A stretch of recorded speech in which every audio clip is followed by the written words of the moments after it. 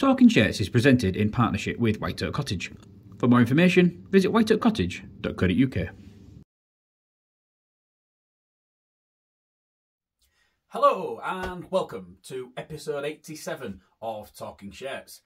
I'm Mike from Hull KR Shirts, and today we're going to take a look at the 2011 home shirt.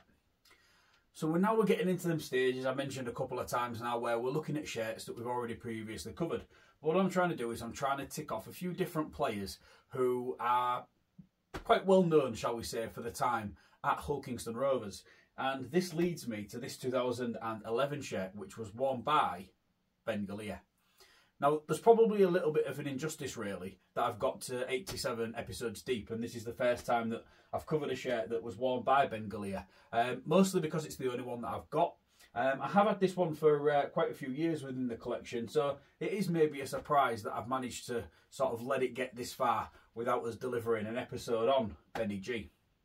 But anyway, we'll take a look at the shirt first. So, the 2011 home shirt featured a design that we've not actually seen before. This is the first time that we've seen it, and even now, sort of 12 years later, it's not something the club have looked to replicate. And it's what people call it the sash look. That's kind of the official term for it. I'm more a fan of the seatbelt sort of design style in terms of the description of the style. So yeah, as we can see, we have got this modified red band heading from the right shoulder all the way down to sort of the waist height there on the left. Through the middle, we've got the band, and then we've got two sort of thinner bands, which if you was to kind of flip it on its side, it would almost look like a band with then a white stripe either side and then further red stripes either side of that. It's a style that some people loved, some people hated. I was kind of, I don't know, I think I probably disliked it more than I liked it. I've got a thing with the 2011 shirts. I wasn't a fan of the Grandad style collar and the placket being on the replica. It's just something that I wasn't massively a fan of, which I do think probably did impact my thoughts on the player styles version as well. Just because it was so different, and the fact that obviously we had that sash there. It's not a horrible looking shirt, it's just not a style that I would sort of look to going back to anytime sort of in the near future. So we touched a little bit upon there about the style of the collar, and as you can see, this one doesn't have the Grandad style collar with the placket. This has got sort of a modified sort of crew stroke V-neck, really. It's kind of hard to describe, where it's got this little bit of a V indentation down here with a little bit of fabric dropping in the middle, and then we have got this reinforced stitching which holds the neckline, and then even a little bit more into the base space there of the neckline. We've got TC Power. These guys would normally expected to feature on the old collar slot. Now we don't have the turnover collar. You'll notice that they've dropped down here. This is quite a common feature now. We've discussed this quite a lot on previous episodes of Talking Shirts as well.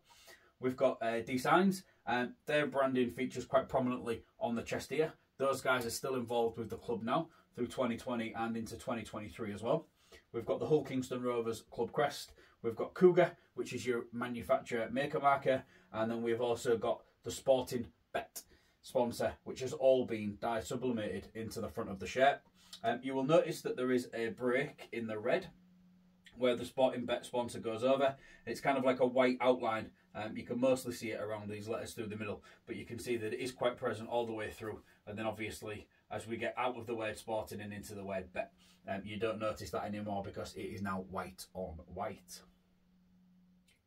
So that's the front of the shirt. We'll have a little look at the sleeve now. So, as you can see here, we have got the Engage Super League patches. These have been dye sublimated into the shirt. This is because it was well known that these guys was going to sponsor the Super League at this point in time, because they had quite a long-standing relationship with the league. And we've also got JC Services and Sons Limited, which has also been dye sublimated into the top of the shirt there. It's quite difficult to get this to lay properly, but I'm sure you can see that quite well. But I will pop some pictures up on the slide there for you. The other side is exactly the same as I've just mentioned here. Everything is identical to the other side, apart from we've got this little bit of red shoulder, which is where the design starts and then continues down the front of the shirt. So before we turn it around and have a look at the back and talk a little bit about Benny Galea, here is a quick word from our sponsor. White Oak Cottage is a 2-bedroom luxury holiday cottage set in the stunning Lincolnshire Wolds. It has 2 ensuite bedrooms, a hot tub, wood burner, Wi-Fi, electric vehicle charger, and is pet friendly. It is ideally situated in the Wolds, yet only 15 miles from the coast and 25 miles from the historic city of Lincoln. For more information, visit whiteoakcottage.co.uk. Welcome back to episode 87 of Talking Shirts. Before the break, we was talking about the 2011 home shirt, and now we're going to continue with the back and also have a word about Ben Galea. So on the front of the shirt, we obviously had the sash stroke seatbelt style design to the front there, but as you can see on the back, it is completely plain. Now you can see a little bit of the design that appears over the top of the shoulder, but it is very minimal. That's just where the sleeves are stitched onto the shirt. We've got Lime Property. Those have been dye sublimated into the back of the shirt. Lime Property have sponsored the club in various sort of capacities over the years. You may remember the half-time draw, once being called the half-lime draw. A clever play on words there by marketing. And then at the bottom here we have got N and P. And we've got various elements of their company umbrella appearing across the bottom of the shirt there. So, it's really plain. Let's jump on to Ben Galea, because I feel like he's a really, really good, strong character and somebody that we've got sort of quite a lot of fond love for in East Hull. He debuted in 2008 in that game away at Leeds, where quite a few debutants actually played their first game for the Robins in that game. Players such as Jake Webster, Sean Briscoe, Ben Galea. We had quite a few. I think Clint Newton as well debuted in that game. So yeah, we have quite a few of the sort of well-known names during that era who all had quite a bit of longevity with the club as well. So yeah, Ben Galea played 5 seasons at Hull KR, debuted, as I said, in 2008, and then he left the club in 2012. So during those 5 seasons, he went on to make 126 appearances, and he also crossed that white line for a try 36 times. So he was somebody who played that second row spot really well. He was a good, strong leader and a really good character to have around the place. I missed his first couple of seasons as a fan due to the fact that I was obviously a little bit behind the curve when it came to rugby league in my life. But in the years that I did watch him from 2010 through to 2012, he was definitely one of my favourite players. I can remember quite fondly being sat on a coach heading towards London for a fixture away from home against the London Broncos in 2012. And I remember everybody on, oh, is Ben Galea leaving? Is Ben Galea? Oh, he's joining Hull FC. And I can kind of quite vividly remember being sat on that coach and people talking about it. And you kind of like, I really hope it not to be true. I really hope it not to be true.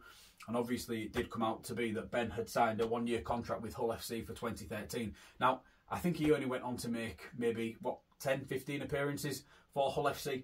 And I think some Rovers fans maybe believe that he did tarnish his name and his reputation with the Robins based on the fact that he went across to the dark side, as people like to call it. At the end of the day, these players have all got jobs and they've got to look after number one. And if that means leaving one club to join another, then so be it. Obviously, we felt like as a club we'd put ourselves in a position to retain Benny, but what we'd offered him versus what they were offering, why wouldn't you leave at the end of the day? It must have been a difficult decision for him, and I hope that looking back on it, he doesn't regret it, because that was the decision that he did make. But for me, that doesn't tarnish anything that this guy did for our club, and he's somebody that I really, really thoroughly enjoyed watching, pulling on the red and white of Hull KR. So Benny, before he came across to England, played for the West Tigers over in the NRL, where he did actually win the NRL Premiership in 2005. So when the club signed him, he was definitely coming across with some really good, strong level of pedigree. As we head back to the shirt, you can see here that we've got Galea and we've got 12 on the back of the shirt. There is quite a bit of sort of bobbling going on to the shirt, which to me says that it's been worn quite a bit, and also it has been washed quite a bit as well. And that just tends to happen to this level of fabric.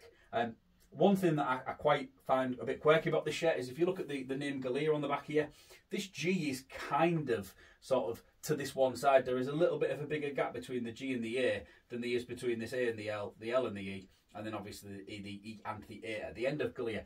So this has kind of helped me a little bit. I will pop some pictures up for you where I think I've been able to photo match this shirt to.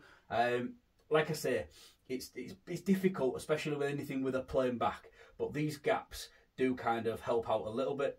As you can see here, we've got number 12, we've got the Super League logo, which appears in the numbers there. This was quite a common feature within this name and number set, which Rovers used from 2007 through to 2011 because it did change ahead of that 2012 season, along with the sponsorship with Engage, and it was quite a big turning point in terms of rugby league in this country. So that's been the 2011 home share. As I say, it's the second time that we've covered it now. If you want to have another look at it, I did cover it in episode 14, where I looked at one that Scott Morell had won during that 2011 season. So by all means, go back and check that out. Along with all of the other episodes of Talking Shirts. Obviously, we're up to episode 87 in terms of standard ones now. But when you consider special editions and things, we're past 100. So it's really cool for you to be able to go back and look and see what we've worn over the years. So that's everything. Thank you very much for watching this episode. Check back in another couple of weeks and I'll be back with a match worn shirt from the 2023 season. Nice. Bye for now.